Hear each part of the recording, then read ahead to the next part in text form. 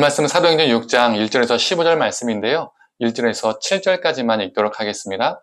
그때 제자가 더 많아졌는데 헬라파 유대인들이 자기의 과부들이 매일의 구제에 빠짐으로 히브리파 사람을 원망하니 12사도가 모두 제자를 불러 이르되 우리가 하나님의 말씀을 제쳐놓고 접대를 일삼는 것이 마땅하지 아니하니 형제들아 너희 가운데서 성령과 지혜가 충만하여 칭찬받는 사람 7을 택하라. 우리가 이 일을 그들에게 맡기고 우리는 오로지 기도하는 일과 말씀 사역에 힘쓰리라 하니 온 무리가 이 말을 기뻐하여 믿음과 성령에 충만한 사람 스데반과 또 빌립과 브로고로와 니가노르와 디몬과 바메나와 유대교에 입교했던 안디옥 사람 니골라를 택하여 사도들 앞에 세우니 사도들이 기도하고 그들에게 안수하니라.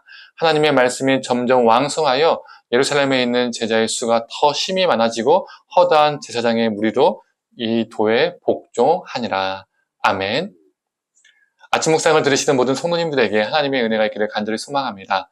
초대교회 안에는 헬라파 유대인들과 이 히브리파 유대인들이 존재했었습니다. 그런데 문제는 구제가 히브리파 유대인 과부들에게 편중이 되었다는 것이죠. 결국 헬라파 유대인 과부들이 그 구제에서 소외되기 시작했습니다. 이 문제에 대해서 헬라파 사람들이 이의를 제기했고 사도들이 이 문제를 가볍게 여기지 않고 바로 해결책을 제시합니다.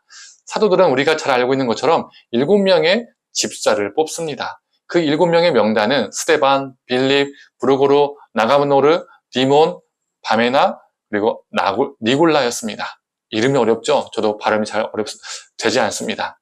여기에서 집사는 현재 한국교회에 있는 서리 집사나 안수 집사를 문자적으로 의미하지 않습니다. 집사는 교회 지도자를 의미합니다. 그리고 이들은 구제 때문에 선출된 사람들이었지만 이들의 사역은 구제에 한정되어 있지 않았습니다. 사도행전 6장 8절을 보면요. 이렇게 기록되어 있습니다. 스데반이 은혜와 권능이 충만하여 큰 기사와 표적을 민간에 행하니 이 집사 스데반이 큰 기사와 표적을 행했다고 하죠. 구제만 한 것이 아닙니다. 또한 사도행전을 보면 스데반과 빌립은 이 두 사람 다 집사잖아요. 하나님의 말씀을 가르치고 선포하는 일도 했었습니다. 그런데 집사를 선출하는 데는 엄격한 기준이 있었습니다. 요즘 교회에서 집사 직분을 줄 때 어떻게 줍니까? 너무 쉽게 주잖아요. 서립사를 줄 때 몇 개월 헌금했느냐, 1년 이상 다녔느냐, 이 정도의 기준을 가지고 집사 직분을 줍니다. 안수집사, 권사도 마찬가지죠. 교회에서 몇 년 있었냐, 또 교회 연수, 또 교회에서 얼마나 봉사했냐, 이런 것들을 보고 직분을 줍니다. 그러나 오늘 본문에서 집사, 즉 교회 지도자를 뽑을 때 3가지 기준을 보고 선출합니다.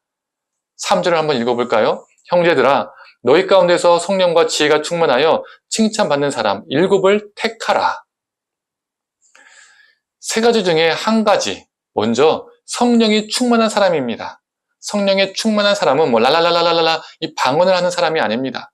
자기 힘이 아니라 하나님이 주시는 힘으로 이를 감당하는 사람을 의미하죠. 공동체 안에서 자신을 드러내고 자신의 힘으로 의수되는 사람들이 있습니다. 그런 사람이 아니라 겸손히 하나님이 주시는 힘으로 그 일을 감당하는 사람이 성령이 충만한 사람이죠. 또한 성령이 충만한 사람은 연약한 사람들을 보며 탄식하는 사람입니다. 성령님이 어떤 분이시죠? 로마서 8장 26절입니다. 이와 같이 성령도 우리의 연약함을 도우시나니 우리는 마땅히 기도할 바를 알지 못하나 오직 성령이 말할 수 없는 탄식으로 우리를 위하여 친히 간구하시느니라. 성령님은 연약한 자의 고통을 보시고 탄식하시며 간구해 주시는 분이십니다. 그래서 성령이 충만한 사람은 그 성령님의 움직임 따라 행하기 때문에 어떻습니까? 약한 자를 보면요, 긍휼한 마음이 생기는 거예요. 연약한 자를 보면요, 하나님 향해 간구하는 마음이 생기는 거예요. 이 집사의 중요 역할이 무엇입니까? 구제입니다. 자기 힘을 드러내고 자기의 힘을 의지하면요, 자신들의 눈에 약한 자들이 보이지 않게 됩니다. 연약한 자들을 향한 탄식과 긍휼함이 없으면요, 결국 무엇을 못합니까? 구제를 못하게 되는 것이죠. 그래서 성령이 충만한 사람은 자기 힘이 빠지고 자기를 낮춰서 연약한 사람을 바라볼 줄 아는, 돌볼 줄 아는 사람이어야 했습니다. 그들의 연약함을 보며 탄식하며 간구하는 사람이 성령이 충만한 사람이죠. 2번째 조건은 지혜가 충만한 사람이어야 했습니다. 이 세상에서 지식이 많은 사람들은요, 정말 많습니다. 학벌 좋은 사람들 정말 많이 있잖아요. 그러나 명문대에 나와서 정치, 경제, 문화, 사회, 교육 이런 곳곳에 높은 자리에 있지만 그 좋은 머리로 나쁜 일을 행한 사람들이 참 많이 있습니다. 그래서 우리가 그런 사람을 보면 어떻게 합니까? 아유, 저 좋은 머리로 좋은 데 좀 쓰지. 이런 말을 하잖아요. 지식은 달달달달달 외워서 생길 수 있는 것이지만 지혜는 그렇게 생기는 것이 아닙니다. 지혜는 어떻게 생기는 것입니까? 잠언 9장 10절의 말씀입니다. 여호와를 경외하는 것이 지혜의 근본이요 거룩하신 자를 아는 것이 명철이니라. 여호와 하나님을 경외하는 것이 지혜의 근간입니다. 즉 지혜로운 사람은 하나님을 두려워할 줄 아는 사람입니다. 하나님을 두려워하기 때문에 내가 가진 지식으로 악한 일을 꾀하지 않고 선하게 사용하는 것입니다. 이게 진짜 지혜인 것이죠. 마지막으로 집사의 자격은 칭찬받는 사람입니다. 무슨 능력이 많아서 무슨 업적이 많아서 칭찬받는 사람을 의미하지 않습니다. 표준세번역과 공동번역은 이 칭찬받는 사람은요 이렇게 번역하고 있습니다. 신망이 있는 사람.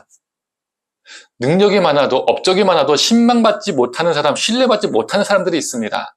그러나 학벌이 안 좋아도 업적이 없어도 신망받는 사람이 있죠. 성도님들, 목사, 장로, 안수집사, 권사, 집사, 교사, 내 이름 뒤에 붙는 명언과 같은 직분이 중요한 것이 아닙니다. 직분 자체에 목숨을 걸면 그 직분을 받는 순간 교만해지기 십상입니다.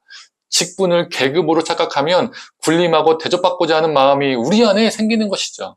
우리에게 중요한 것은 내가 성령 충만한 사람인가, 내가 하나님을 경외하는 지혜로운 사람인가, 내가 신망받고 있는 사람인가, 이것이 중요합니다. 오늘 하루도 성령이 충만하고 지혜가 충만하고 신망 있는 삶을 살아가는 저와 우리 성도님 되기를 간절히 소망합니다. 그 안에서 하나님의 생명의 역사가 일어날 줄 믿습니다. 함께 기도하겠습니다. 성령이 충만한 사람, 지혜가 충만한 사람, 신망이 충만한 사람, 이 세 가지 조건을 가진 자들이 집사가 되었음을 보게 됩니다. 교회 지도자가 되었음을 보게 됩니다.